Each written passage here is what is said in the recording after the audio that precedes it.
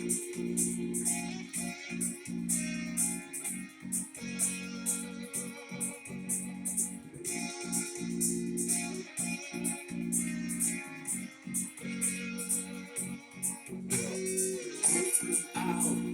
course of time, iniquity has kept men blind to the truth that stands. Since time began, that Christ remained. No power in hell could hold him down. No king on earth could steal his crown. And though men pray to many gods, is he the only one? Alpha and Omega, great I am.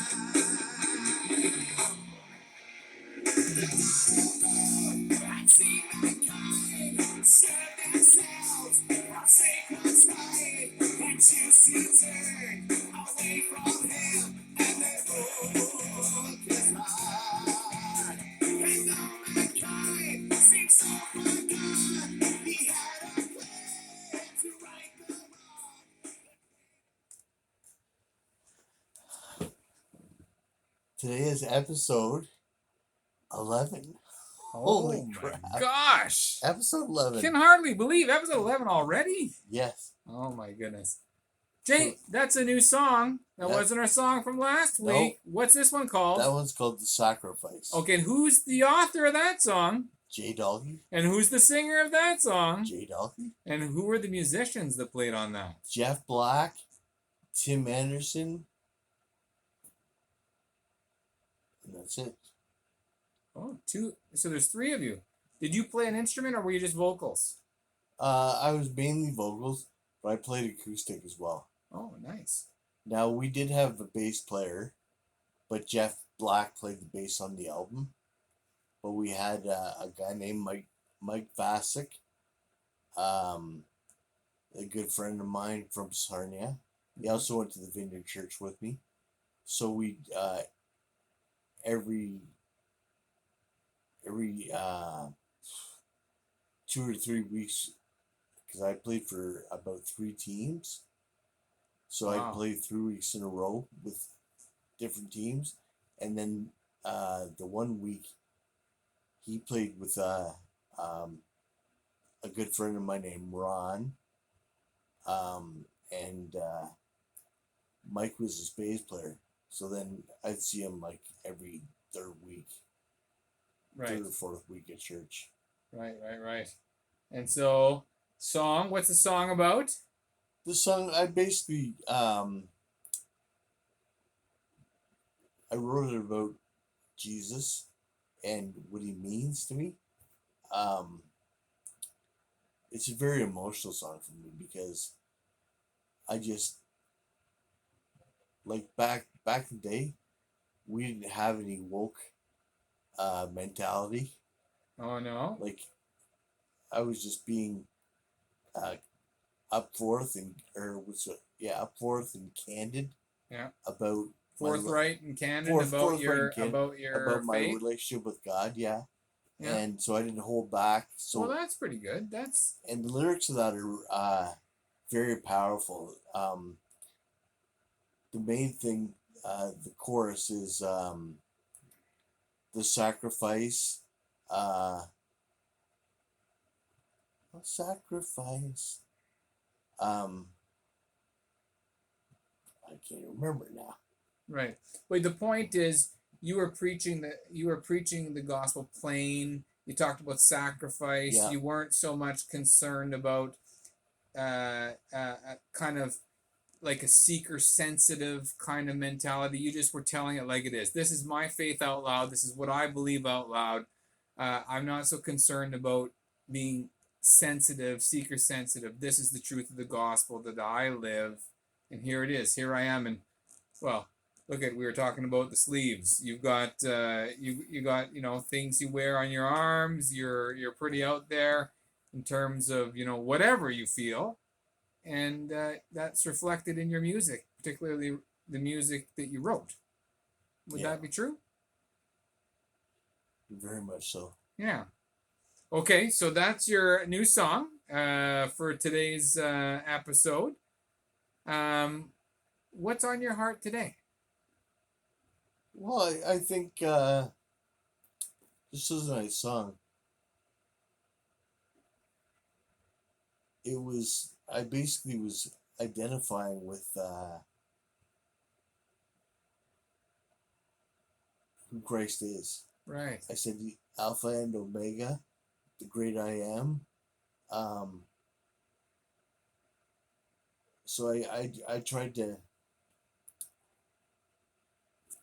I always tried in my music to put Christ first, Yeah. but also present him in who he really was, and that was very important for me. And I don't know, it's all changed now, but Well, it's still important well, to you. yeah. No, it is. It is important to you now. It's just that now you're in a bit of a valley, right? Hidden valleys can make a heart strong. Yeah. Hidden valleys, yeah. Steve Green song. Steve Green was pretty important to you. Oh, You yeah. often quote Steve, like when we're visiting, you're often like, hey, that's a Steve Green song. Probably more than anyone else. Yeah. Why? Why Steve Green important to your faith formation? Because I found, like, I know stuff came out about him later on in life, but I found his singing was so amazing and anointed that it affected me as a young kid. Does it matter that stuff came out about his life later in life? Is stuff coming out about you later in your life? Yeah, like it's life. Yeah, it's life. Yeah. Right? Is life easy? No. No. And yeah, but interesting. But he was anointed. You talk to me about that. You felt that his music was anointed. Did it like just touch you intellectually, or did it touch you? Oh, it touched me spiritually and intellectually, and emotionally. Emotionally. Like, talk to me about that. Well, I was a singer, and I really, in my younger days, like I wasn't always Joe Metalhead. Really? I was into like, to be honest with you, when I was younger, I got all my grandmother's tapes after she died, and she had a whole collection of like Oral Roberts teaching tapes. Oh, really? Yeah, and then she had a John Starnes album. Right. And I love John Starnes. Really? Yeah. You heard of him? Yeah, yeah. But what song? Can you remember a song? Operator. Oh. Operator, oh information. Give me Jesus on the line. Operator, oh information. You see, I just gotta talk to this friend of mine. You see, my mother's dial the number when I was very small. And you know that every time she dialed it, she seemed to always get her call. Operator. He was like a black woman, but he was bald. He was he had the Dr. Phil haircut. And he's an amazing singer. We're gonna have to call that someone else's haircut. J Dawkins? Yeah, it's gonna be J Dawkins' haircut soon. Hopefully not soon. maybe I'm guesstimating maybe about 60. We're growing it back. We're growing it back. Well, I'm growing my hair in. Yeah. Have a look, folks. Let me just give a close up here to this beautiful, the locks are coming back here. These will come back in. Yeah. And I'm not sure if they're going to come in curly because it's gray now. Yeah. So I think I probably will lose a lot of the curls, but I'm going to grow the hair long. Oh. And that's kind of funny because this segment, I'm going to talk about Kim Mitchell. Right. So okay. So we're going from your favorite Christian artist, right? Yeah. Who sing passionately, who affected you more than any other like in our conversations. Yeah. In terms of music, in terms of your Christian music, but you've also, yes, so talk about summer, talk about festivals, talk about an adventure. Apparently, you had an encounter with Kim Mitchell, another man with long hair Yeah, and bald. short hair. All right, this Um, fits perfectly. Well, I used to hang out with Gary McCracken. Okay, McCracken. Gary McCracken. That was Phil's brother. Right. You know Phil McCracken? But Gary McCracken was the drummer for Max Webster. Okay. And where I lived in Sarnia, all the guys were from Max Webster, with I think Terry Watkinson being the only one that was from I think Southern Ontario, like more St. Catharines area. Okay. I think he was the only one that wasn't from Sarnia, but the rest of the guys, Dave Miles, Kim Mitchell, and Gary McCracken were from Sarnia. Okay. And Well, I didn't realize that was part of the connection. yeah, so when I first moved to Sarnia, I met people that, you know, that knew Kim Mitchell, and I had a story I used to tell once about how my brother, when I was about 10 or 11 years old, Right. Right. my brother, well, I had called Q107, and I won tickets to go see Kim Mitchell, Max Webster, Max Webster, BB Gabor, and Gatto at Maple Leaf Gardens for New Year's Eve. And I had to go to a church function with my mom because I was a Christian. And it was an all-night youth party. And so I gave the tickets to my brother. And I said, just pick me up a t-shirt. And so he bought me a t-shirt. And when he went to the concert, Geddy Lee from Rush came out to sing Battle Scar with Kim Mitchell. Oh my or god. with Max Webster. Another Yeah. of your One of my favorite secular musicians. I wasn't really big. I will say that I'm not a big fan of their ideologies. But I just love their music, and I love Geddy Lee's voice. Yeah. It was so. The first time I heard his voice, I cried. Really? Yeah, I was sitting there listening on my brother's headphones, and then came on the Spirit radio, and I just lost it. Really? Yeah, I could. His voice was so incredible. It struck you Oh, you right yeah. in the soul. So I've always been a big Rush fan for years. Yeah. But I know that they're So you digress. Let me re-steer you. So he gets out. So Kim Mitchell and Geddy Lee do a duet yeah, to a concert you won, and you gave those tickets to your my brother. brother. But then you remain a fan of both, actually, Kim Yeah. Mitchell and Rush. So I ended up seeing Kim Mitchell live about close to 18 times. Oh, really? Yeah, I love Kim Mitchell. Like Patio Lanterns, and Oh, yeah. I used to sing. Why do you like his music? What's it about his music? Well, it was just a cool sound. Cool sound? Good lyrics? Goofy lyrics. Right. Yeah. And he was, a Canadian boy, Yeah. So, and that's what and he was probably immoral, but I just liked his music. Mm-hmm. Sometimes I struggle with that in my own faith, but I don't know. Music is, well, I don't know, because I've been to Bill Gothard seminars. Mm-hmm. You remember Bill Gothard? Yeah. Oh, yeah.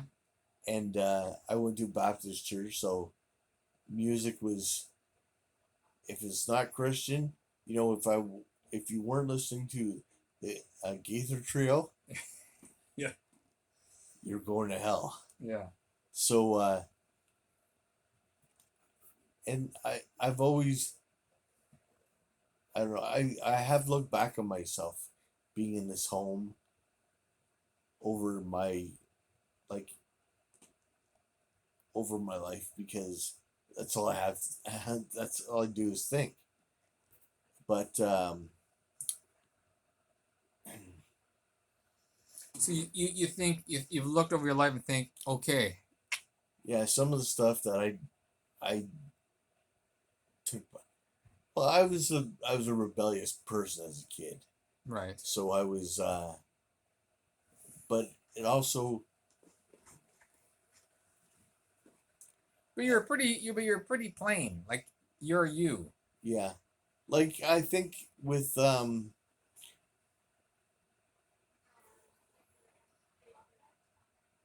I kind of had one of those attitudes where I'm not hurting anybody, not killing anybody, not breaking, the law. So, but at times I think, well, you've broken God's law, Mm-hmm.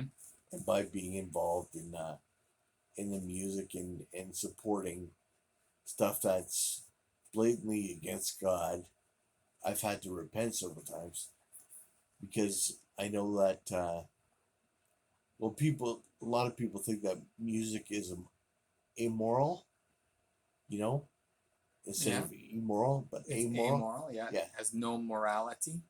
yeah, It's neutral. Yeah, neutral. And some stuff I find to be neutral, but some stuff I found to be blatantly satanic. So did you cross those lines? Have you crossed those lines? Do you ever perform some of that stuff? Oh yeah, Yeah. I Like what would be one that would be the kind of the furthest out that you yeah, I kind of crossed a line there. but if I was to really stop and think, but I would say Billy Joel, My Life. I Oh, don't care what you wouldn't have say guessed. anymore. Yeah. This is my life. Go ahead with your own life and leave me alone. And that was kind of my attitude. Okay. I don't care what you say anymore. This is my life. And it's not Da like, da yeah, da da da. but that's an immoral, that's a ungodly song, because, and it was a lot of the stuff I have trouble with. Um, like I was on the Shirley Sullivan show one time. It was on uh, Satanism and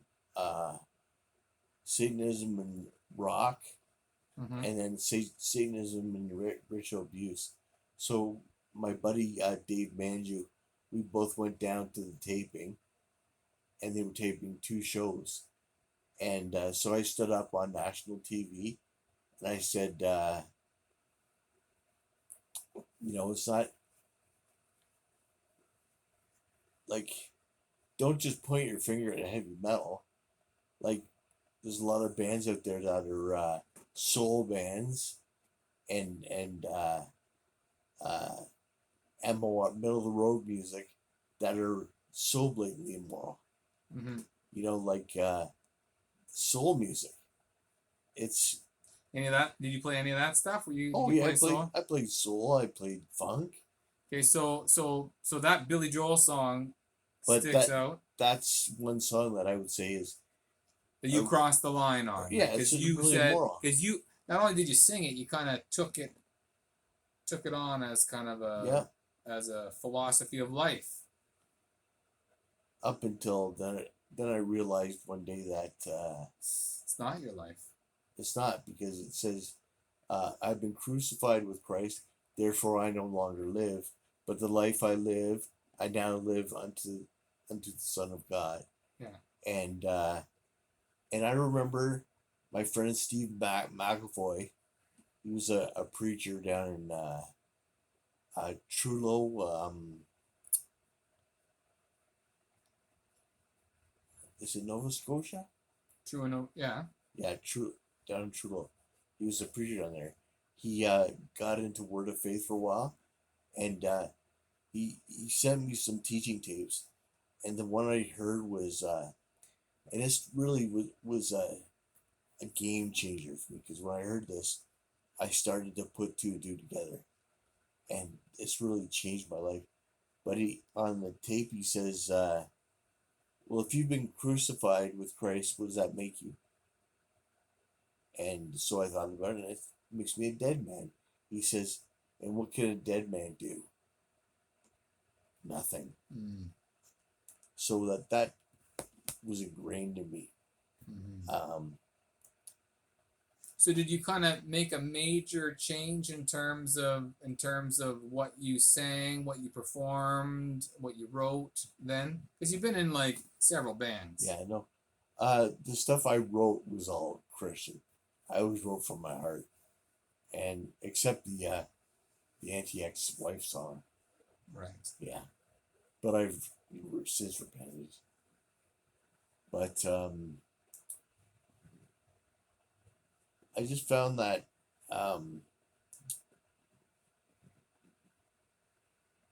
that realizing that if I'm a dead man, I can't do nothing. Well, I'm a dead man. I can't do nothing, and I can't see in peace. My head's fuzzy. If you're a dead man, you can't do anything. Therefore, you can't claim that this is my life. That's right. You can't. Like, I'm only here because of Jesus, and That's God. good. God has proven to me. Yeah. By allowing me to go through a blown appendix, which I should have been dead from, because it was blown for over a month and a half. And the surgeon came in and wheeled the curtain. She rolled back, and then I'm looking at her. She goes, "I don't get it. You should be dead. Wow. You're a medical miracle." And I was in the hospital for a couple of weeks, and she was just doing exploratory surgery, because I knew I could pinpoint. I started having the pain, my appendix, back in February of that year. And then I know that April, the middle, I'd say from the 15th to the 20th, I can't remember the exact date, but I was playing a gig in London, Ontario, and I was fine. Then Jeff and I went out for breakfast, and then all of a sudden I went back to the room, and I started vomiting and throwing up and shitting my pants and doing all that stuff. And I couldn't sing the rest of the night. Like, I had to wait in that hotel room upstairs of the bar. It's a crappy place to be sick. Oh yeah. But I just stayed. I didn't come down for the show to play. I couldn't. And then I asked. The drummer was a bit of a dink. He's dead now, but he says, "Well, we gotta go to North Bay tonight." I said, "I don't think I can make it to North Bay." And so I went back. Then the gig in North Bay got canceled, so we headed back to Sarnia. And then I was in bed for about 3 or 4 days. And then I finally went to the doctor, and doctor says, "Oh, you're fine." I said, I kept saying to him, I said, "Could it be my appendix?" Oh. And he says, "Nah, you would know if it's your appendix." What? I just said it's my appendix. I said it's my appendix. So then I was misdiagnosed for about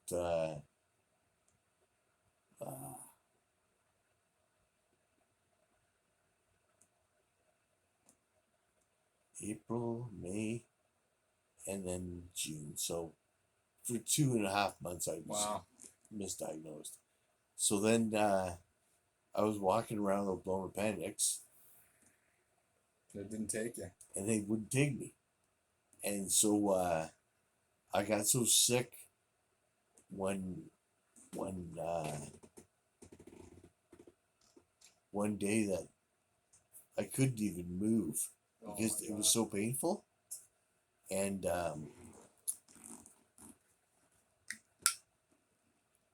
then I called my doctor and I said, man, if you're not going to give me any painkillers, you're not going to diagnose me, then please give me painkillers. He goes, well, come on in. So I went in and had a fever of 106. Oh my gosh. I got a fever. And the only thing I need is more cowbell. So let me ask you a question. It's a miracle, right? And you said, and God saved you from that. Yeah. And you said one of the most profound things that ever affected you was this sermon your friend said that, you know, you're crucified with Christ, no longer you live, but Christ that lives in you. How does that apply to you now? Like, how does that how do you bring it home? Like, how do you bring it home to your current situation? It's hard. It's that's $1 million question. But you just preached the sermon, so what's the altar call for the room here?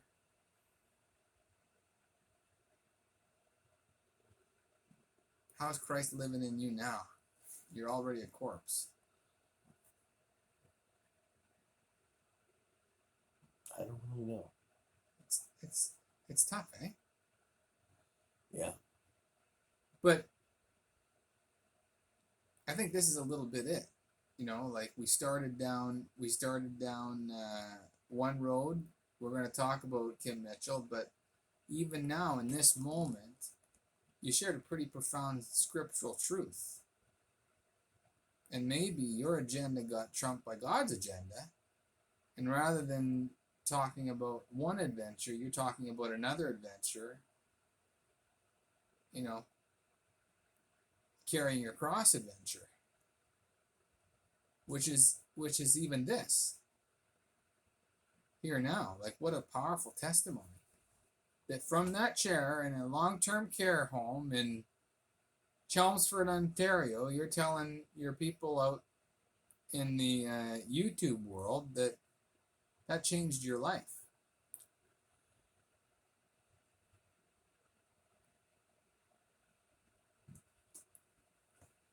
Yeah, and as of the last couple of weeks, it's been really difficult to focus and Yeah. And yet, who you listening to? What book you listening to? I was just I finished what's it called? Who's the person?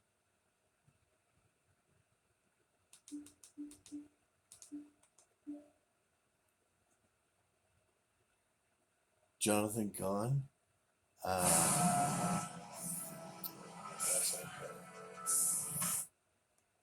Jonathan Cahn, yeah. Yeah, But regardless of the Return topic, of the Gods. yeah, I just finished that on those audiobooks.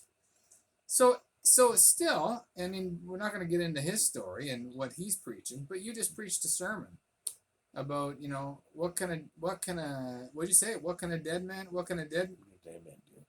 Nothing. And I think that folks, we've come to the end. We're 29 minutes. This will be our longest. And as the producer, I need to bring this to a close here shortly. But Jay, I want to thank you for sharing that piece of your life, because that's an important piece. It's your testimony, right? Yeah. And it's still your testimony.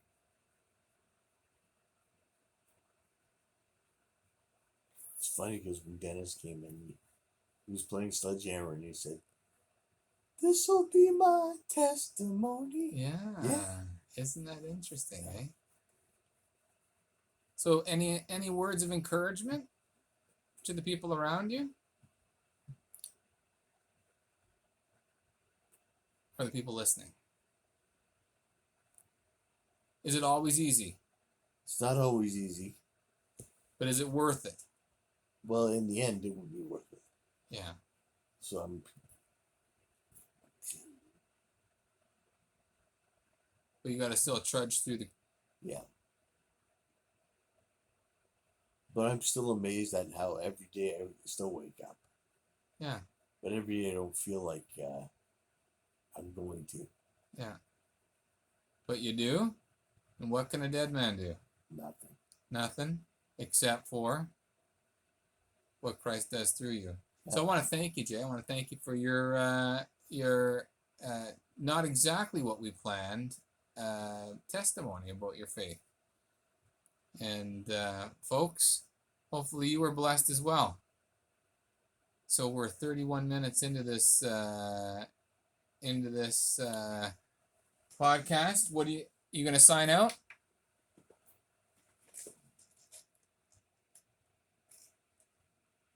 This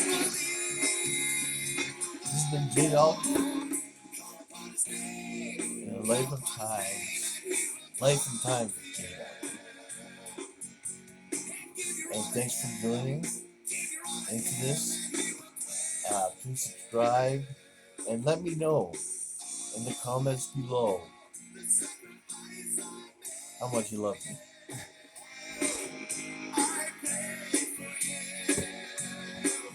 When they drunk and can't